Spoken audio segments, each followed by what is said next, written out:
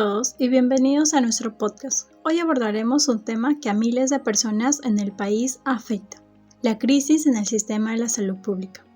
¿Por qué los médicos están saturados y los pacientes aún siguen esperando? ¿Qué está pasando en el MINSA?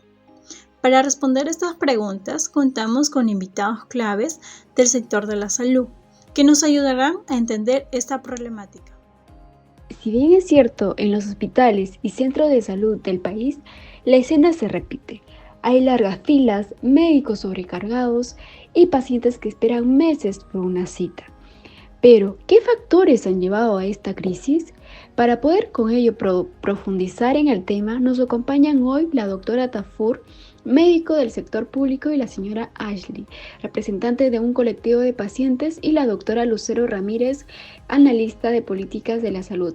Bienvenidas y gracias por estar aquí.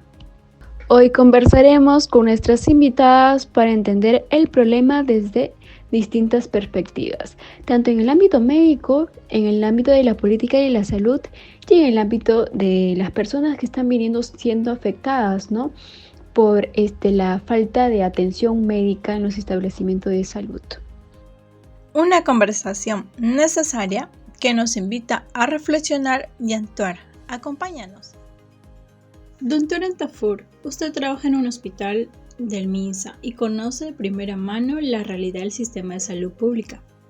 Constantemente escuchamos sobre la falta de médicos, la escasez de insumos, la sobrecarga hospitalaria. Pero, ¿qué es lo que realmente está afectando la atención médica en los hospitales públicos? ¿Se trata solo de un problema de personal o hay otros factores estructurales que están contribuyendo a esta crisis?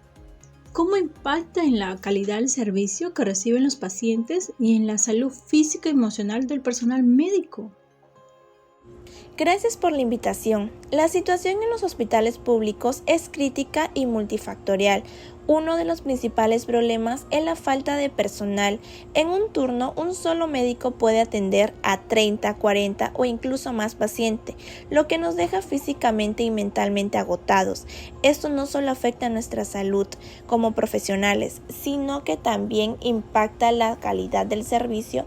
Cuando tienes que ver a tantos pacientes en poco tiempo, es imposible brindarles una atención adecuada, hacer un buen diagnóstico o darles el tiempo que realmente necesitan.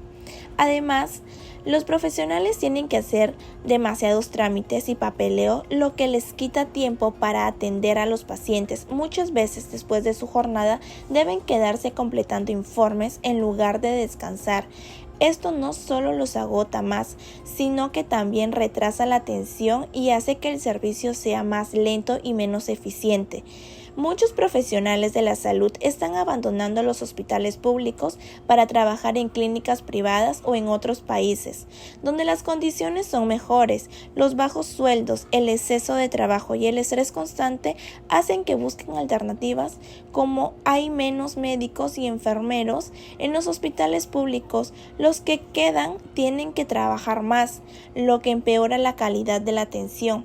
Otro punto crítico es la infraestructura. Muchos hospitales están en condiciones precarias, con salas de emergencia sobrepobladas, equipos obsoletos o dañados y falta de camas para hospitalización.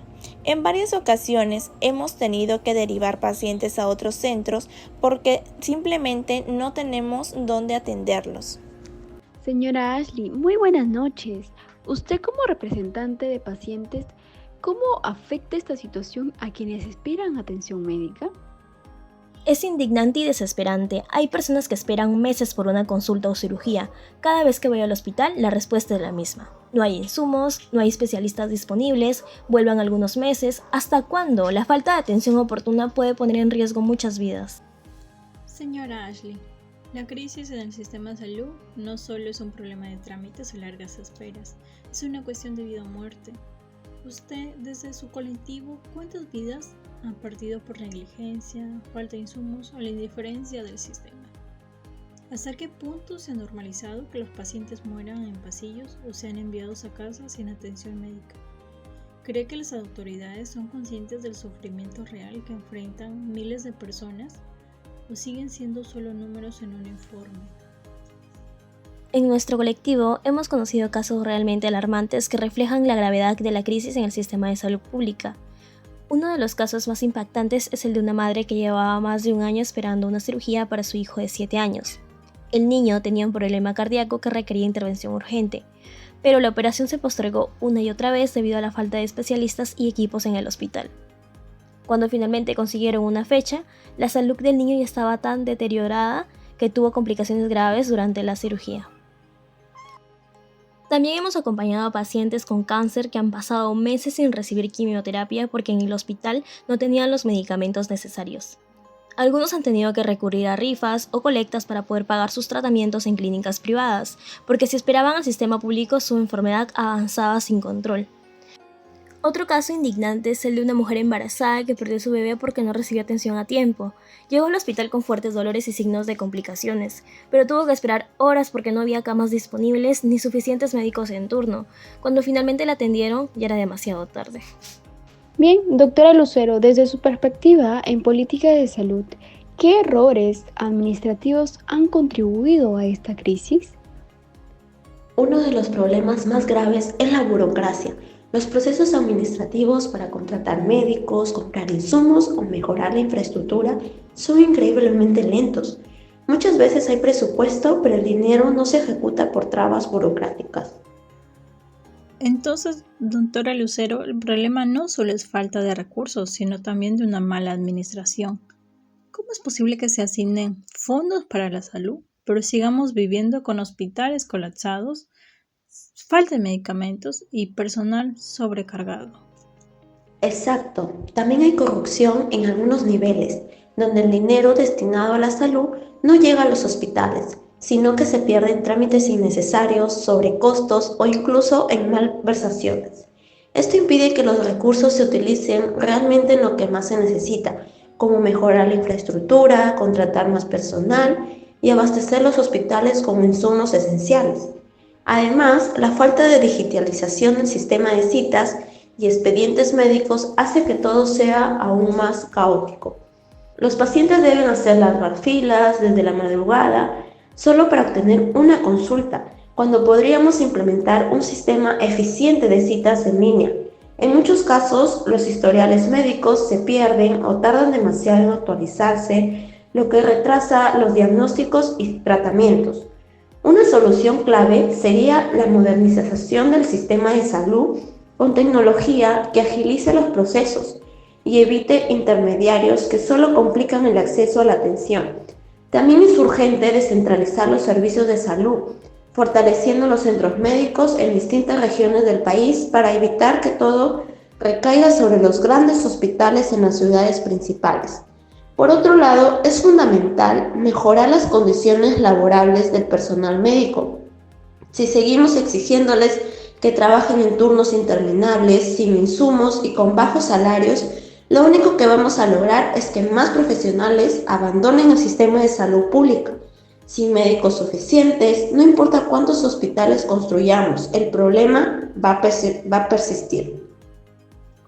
Es decir, la crisis en los hospitales de nuestro país no solo es a la falta de recursos, sino se debe también a su mala gestión, que impide que los fondos y los insumos lleguen a donde realmente se necesitan. Esto me hace preguntarme, ¿qué medidas concretas podrían tomarse para mejorar la administración de los hospitales? Descentralizar los servicios de salud. Muchos hospitales en Lima y otras ciudades principales están colapsados porque no existen suficientes centros de atención en otras regiones. Si fortalecieran los hospitales y centros de salud en todo el país, especialmente en las zonas rurales, los pacientes no tendrían que viajar largas distancias y la carga en los grandes hospitales disminuiría significativamente.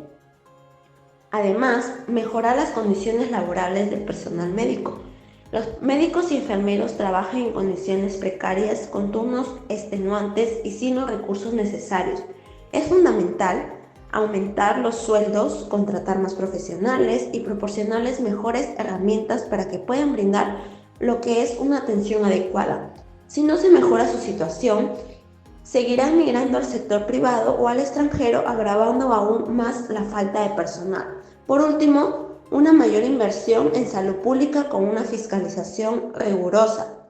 No basta con asignar más presupuesto, también se debe garantizar que ese dinero llegue realmente a donde se necesita. La corrupción y la mala administración han impedido que los fondos destinados a la salud se traduzcan en mejoras reales.